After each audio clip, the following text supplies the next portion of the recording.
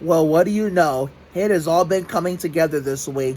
Tomorrow, Frankie Corzo celebrates her birthday the same day as my grandmother, and we're going to have two birthday meals in a row for my grandmother alone. We just got back from a hell of a birthday dinner for her at Olive Garden. A really cool, amazing waitress and a really nice man by the name of David was our server. He was so nice to us to the point, and so much fun to us to the point like we're gonna come back from now on and go to Olive Garden again.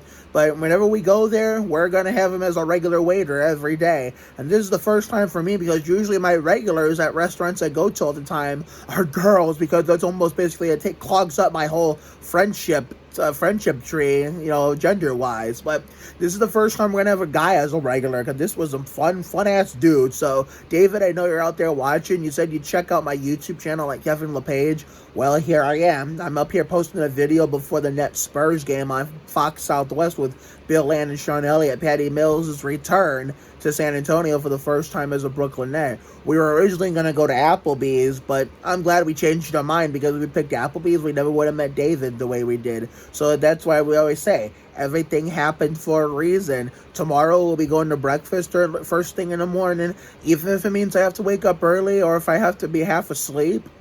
It's all about mama, not grandmother, not me. So it's right now in general when it comes to birthdays. I know my birthday is less than a month away, but I'm not worried. I'm excited about that. It's at the same time, it's the least of my concern. I just want to get all the winter birthdays in my family and, of course, all my friends, best friends and whatnot and regular friends in general, off my chest before we start worrying about my birthday. And even after my birthday is done, we still have to get some other winter birthdays off our chest before we can finally touch Fun in the Sun Season 2 by April or May, because the last winter birthday we have to celebrate is Don Farago, when we combine him and Marco together. Next month, we're combining Dayla Baker and her dad, Dave, the Crotch of Doom, who surprised me with that Ricky explosion a couple nights ago at the Ridgeville Midview basketball game. So it's been really, really, really way too damn cold for me to go and get him on time. I mean, I saw Jerry Springer, man. It was on the Brianna Arsman birthday tribute, but it was so dark out, so we had to, reschedule our birthday TikTok for him. So I still wish him happy birthday, but the only thing with Jerry Springer, man, I'm going to take care of is a birthday TikTok. That's it. I got every single song for all these birthday TikToks figured out. Now, for Sammy U. Larry, if the weather is fine, it's cooperates, by the time we get to the 31st, when we do Mallory James Mahoney's birthday tribute, I'll go see him for his birthday, considering he's about to be 15, because he and one of my best friends, who also from Avon, Caden Clapham, the Alex Trebek birthday boy, they're the same age or in the same grade, so of course we should know Caden will be 15 on July 22nd, which is Alex Trebek's birthday, which is why we call him the Alex Trebek birthday boy. And, Sammy's going to be 15 and the 31st, so if the weather cooperates, whether it does or not, we're still going to do a Mallory's birthday tribute, but if it does cooperate, we'll combine it with Sammy's. We'll even try to do a TikTok with him to celebrate his birthday. So, but anyway, let's get into this video. I want to talk about the things that are coming together. One of the many things, the king of bitching it up is finally out of San Antonio, rightfully so, this time for good. Now, before I get into what I'm really hoping they do next, to better this team, even if we get nowhere near the playoffs, let alone we barely touch the plan or don't make the plan at all, I will say this. On TikTok last night, I gave Bryn the benefit of the doubt. He was more than solid for three times, but that was about it. The reason why I hated him so much, not only is because it's not really, well, part of it is because, he and Bellinelli took up rookie Lonnie and rookie Keldon, a second-year Lonnie and a first-year Keldon's minutes that belonged to them, considering that even when Rudy Gay wasn't playing, he was still, the last year he was kind of decent with us, the 2019-2020 season pre-pandemic, instead of Luka getting all the minutes, power forward, Pop did the wildest damn thing and, played Bellinelli at power forward instead of Chemezi Metu or Luka, because of the fact that, considering Rudy Gay would play power forward. Yeah, now I remember Rudy Gay would normally play power forward off the bench, but since he was out the one game against Miami on Jackson Dollinger's birthday a couple years ago, but, Chemezi Metu and Luka Samanic were right there waiting for, to get their opportunity, but no, Pop uses Bellinelli as a shooting guard, for that matter, as a power forward, which is what really drove me crazy. But Bellinelli is the least of my problems now because he's out there overseas where he belongs, but anyway, so the king of bitching it up So there were 3 instances where he never bitched it up, even before he became what he is today, when in a Spurs uniform. The 2019 Denver series, he was amazing. He really almost helped us win that series, but if we would have had that Bryn Forbes, along with the fact that we had DeJounte in the 2018-2019 season, if he never got injured in the preseason, along with the fact combined, all those two elements combined with Parker staying for us last year, I feel like we would have had a better shot at winning more games in 2018-2019 and possibly would have beat the Nuggets sooner and probably make it as far as the second round. I don't think we get past the second round if, Parker stays, DeJounte doesn't get hurt, and we get the Bryn Forbes we had in the 2019 Denver series. I think we go as far as the second round of the 2019 playoffs, but never farther than that, because even then we didn't have that good enough team to contend for a championship, because Jock had just retired after the 2015-16 season quietly. Manu had just Manu had just retired after 17-18.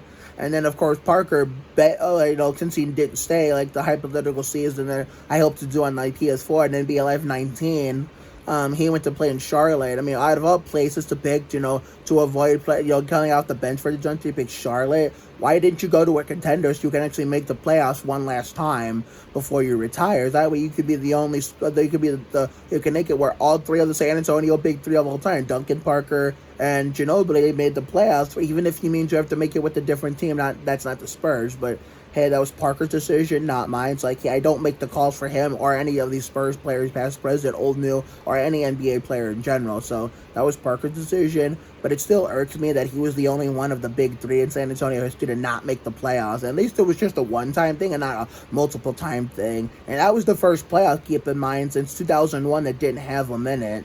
Because, the last playoff without Ginobili before his 2018 retirement was the 2002 playoffs. That was the last year before Ginobili finally joined after being drafted to them after the Spurs won their first championship in 1999. But, yeah, so there was 3 times I mentioned on TikTok last night where Bryn was really excellent. That 2019 Denver series, of course. Could have gone either way, meaning DeJounte's healthy and Parker stayed, even if he comes off the bench for DeJounte, if he was accepted. And then another time, Martin Luther King Jr. Day 2020, right before the pandemic, Jada Hardaway's birthday, when he shot the lights out, made every single three-pointer he took out there, 7 points, along with a few other general baskets, 2-pointers alike, free throw points, and I think he had 21 points in that game, maybe more. I know he had 21 points at some time in that game, but I'm pretty sure he had way more. But then again, the game after that, he stunk it up like Terry Labonte, but I'll get to that, generally speaking, in a minute.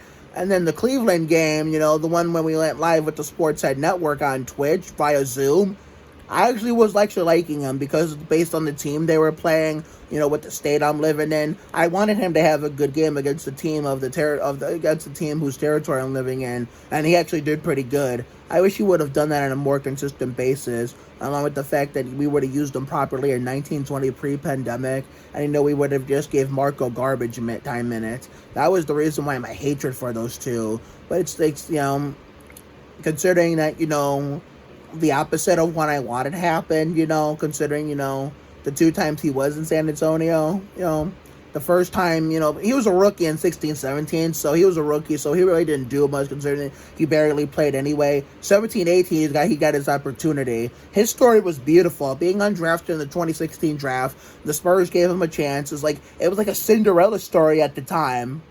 And even the very little minutes he played as a rookie, he didn't do all that bad, So I can't remember how his 17-18 season went. I didn't pay close attention to how much he played or close attention to him in general. 18-19, I don't know how he did in the regular season. I don't think I seen him do a single bad thing in that season, but in the first round playoffs subsequently, he was amazing. But for some reason in 1920, he pulled a Drew Eubanks before Drew Eubanks did a Drew Eubanks and fell off a cliff except for that Phoenix game, That's why I didn't like him, along with the fact that he and Bellinelli would take up rookie Keldon and second-year Lonnie's minutes, when they should have had the opportunity sooner. And that's the reason why the kids got to play in the bubble, because, Bryn was hurt out for the season. I will admit, Remember when someone posted that they wished on Twitter that they wished Eubricks would get COVID? I hate Eubricks as much as the next guy, and I know he's been stinking it up like Terry Labonte in this year compared to other years he was on the league with the Spurs in the league on the Spurs. Where he wasn't too bad. I get that. The first he's been stinking it up, and I hate him as the next guy. But I do not wish any player to get sick. I mean, I will admit I was kind of satisfied that Bryn was not playing. I mean, I wasn't. Well, I may have been a little bit of an asshole, and may have been happy he was hurt, but everything. But that was because I got sick and fucking tired of him clogging up Lonnie and Keldon's minutes. Marco was hurt for a little bit in the bubble. And that's part of the reason why the kids got to play. Weatherspoon and all them, and Patty gave up his role to let the kids play. That was nice of him, but why couldn't Marco do? They want to put Marco and Patty side by side, considering that Pop would always play them together like it was still the 2014 season when we won the championship. I mean, sure, I get it, nostalgic purposes, but in 2014 and 15, sure, those guys were the answer. In 2018 and 2019, no. And even pre-COVID 2020, no, those guys weren't the answer. But Patty was the lesser of the two evils between him and Marco, because at least even during that time when they were getting older, they were not the same players they once were when they were young in the early 2010s. And on the Spurs, at least older Patty, with the Spurs actually connect, and compared to Marco, at least Patty, the older version that played with older Marco, at least Patty could actually do stuff. He actually was able to do stuff. Marco did not, except for that one lucky ass good game that he had against Sacramento, and then of course the next game he was bad. I'm not saying Marco was bad as a player ever, because that version of Marco in 18-19 and was sucked. And the version of Marco in 1920 sucked even more. I mean, at least Marco actually contributed to a championship-winning team in San Antonio. Bryn did not. Bryn contributed to a championship-winning team in Milwaukee, as you saw last year. But it's like whenever he goes to another team that's not San Antonio, where last year Milwaukee and now Denver. Well, he hasn't played for Denver yet, but if he does, he'll probably do like he did in Milwaukee. All of a sudden turn into Curry out of nowhere, where in San Antonio, he can't do jack shit except for those 3 flashes of brilliance and occasional flashes of brilliance where he saved us, where it looked like we were it looked like we were going down, we didn't have a fight, but then his sharpshooting saved us. I mean, he's a good shooter, don't get me wrong. I'll give the benefit of the doubt on that, but his defense sucks, and he's very inconsistent. I actually had hope for him when he came back. I was so angry when we re-signed him and brought him back, because before that, it looked like we were going to have a fun season, no matter how good or bad we were, because Brian Wright was finally making the moves us fans wanted. He was doing what he had asked for. He was granting the fans' wishes. I was giving them praise, then out of nowhere, Bryn picks up Bryn. I thought when I saw that on Twitter, I thought it was fake news. I thought someone was fucking around. But then when I saw it from a blue verified checkmark reporter, I saw it wasn't real. I quoted the tweet. I said, in all capital letters, "What the fuck?" And I know people were tagging me. I was like, "Oh, I know Mark Oliveris is livid." I was like, "Yeah, fuck Bryn Forbes." I mean, seriously. I mean, the Cleveland game, he was good. The other game still flashed of brilliance, but it's like he could. Other than those flashes of brilliance, all those flashes of brilliance in general, he just basically picked up where he left off from, the last season before he left to play left one season to play with Milwaukee before the bubble came around. He stunk it up like Terry Labonte.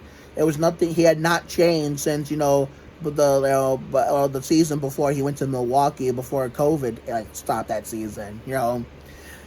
He was not really doing all that great. Not only that, he was taking up all the minutes that Primo deserved. And I know Primo, even though Forbes is gone, they're still keeping Primo in Austin. It's like, I don't understand. Pop, the king of bitching it up is gone. Primo has his opportunity to shine and share the floor with Trey, but yet you're still keeping him in Austin.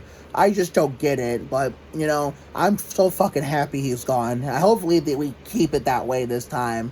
So hopefully the next person they get rid of. I mean, we know they're gonna trade Thad no matter what. One way or another, they're gonna get rid of Thad.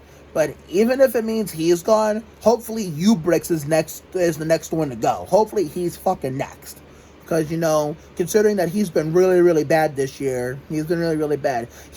honestly, as bad as Bryn Forbes and Marco Bellinelli were, along with Rudy Gay, and even LaMarcus Aldridge in his later twilight years with the Spurs, Drew Eubanks is way worse than all of them. It's so horrible watching them play basketball right now. I wish we would have kept Chemezi Metu, Marquise Chris, or even Gorgie Dang over this talentless piece of shit. Considering that, he's basically he was taking up minutes that belonged Jock. That's what he was doing. But finally, Pop woke his ass up and, started picking Jock over Eubanks, and the only minutes Trash Banks is actually getting is garbage time minutes, which is the way it should be until Zach comes back and finally is ready to. Zach is getting ready to come back. He's getting ready to come back once he's fully healthy and ready to go, all set like Jimmy Johnson. And if Juancho's is not gonna be used as a bench warmer. Even with, considering that means we have to say goodbye to Dad. And even if that means Dad goes away, that means no more shit banks either. It means he's the next one to go to follow Bryn out the fucking door. So, therefore, that's all I want to come on here and talk about. I knew people were waiting for me to drop a YouTube video on this, so here you go. So, tonight's game is the Nets versus the Spurs, our rematch of the 2003 NBA Finals. And we know what happened the last time the Nets placed the Spurs in San Antonio. A crazy, wild-ass fourth quarter where DeJounte hit the game-tying shot to send it to overtime. And even although, unfortunately, the overtime we did not succeed. And we did put up a fight even in the overtime, but the Nets were too good. This is before they had Patty, obviously, because Patty was with us. So we're gonna give Patty a warm welcome back. Just give him a standing ovation and cheer for him. Hopefully give him a tribute video because he deserves a tribute video more than the king of shitting it up ever did. I don't know why, when Milwaukee came to San Antonio for the first time since Bryn, signed with them after that wild ass 2019-2020 NBA season and season in general. I really don't know why they gave him a tribute video, because he really did nothing in his first tenure in San Antonio except for that Denver series and the Martin Luther King series. The only major thing he did other than those two was take up rookie Keldon and second-year Lonnie's minutes with Marco's help. That's the only thing he did other than those two flashes of brilliance, in 2019 Denver and 2020 Martin Luther King versus Phoenix. That's the only thing he did. And then, what the fuck did Rudy Gay do to deserve a tribute video? Fucking nothing. Rudy in last year, was basically last year's version of what Bryn and Marco were when it came to taking up minutes from young players that actually deserved to be out there more than they did. Rudy was basically taking up Luka's minutes, and although, to be fair, even when Luka got the opportunity, whether Rudy played or not, he really didn't do all that well, except for the New York game where he tore that shit up like Terry Labonte, which is how I even liked Luka to begin with, along with the fact that I made the connection to Ricky Martin, living la vida loca, so that's why I did it, even though some people do call Luka Doncic living la vida loca too, but because, considering I liked Ricky Martin before, back when Duncan and Robinson were in the Spurs with Avery Johnson, Sean Elliott, Mario Ellie, Malik Rose. Back then, that's part of why, being a Ricky Martin fan and Spurs fan since the 90s, and then Luka Samanic having that good-ass game against the Knicks, that's why I liked Luka Samanic. And I can understand why the Knicks picked him up after we cut him in the preseason, because the Knicks liked what they saw when he torched them last year. So, therefore, yeah, but Patty Mills deserves more of a tribute video more than Rudy Gay and Bryn Forbes ever did. And if we get rid of Trash Banks and all of a sudden wherever he goes next, and then we get his by next year if he's on another team and it says first time back in San Antonio on a different team since he went away.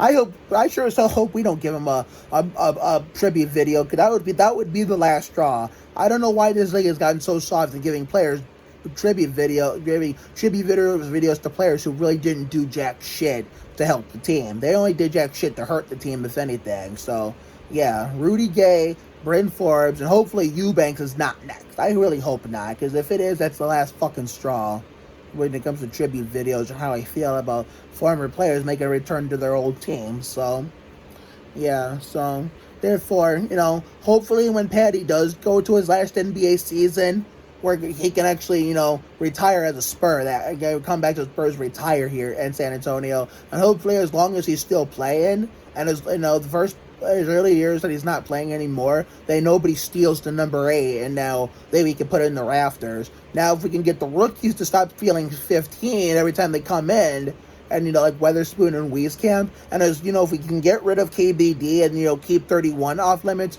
put Malik Rose and Matt Bonner up there too, considering that those 3 Spurs, Patty, Bonner, and Malik, are the only ones that have not had their jersey retired by the Spurs yet. Hopefully one day they will, because they fucking deserve it. So, therefore, I will see you all later on tonight after the game for the little Spurs game review after, against the Nets. And keep in mind, what happened last time versus the Nets? We forced overtime with the crazy at the Dejounte shot. We still didn't capitalize, unfortunately. Hopefully tonight is a little bit different. So I will see you all later on tonight, which is probably going to be so damn late, like after the game is over. So let's have a good game, win or lose, and welcome back Petty with open arms. And one last thing, LaMarcus Aldridge is not going to get as much love, unfortunately, because I read on Twitter when he wrote like a thank you letter after it's crazy. He was on the Spurs for as long as time, 2015 to 2021, but he was on the Nets for only 2 weeks compared to being on the Spurs for a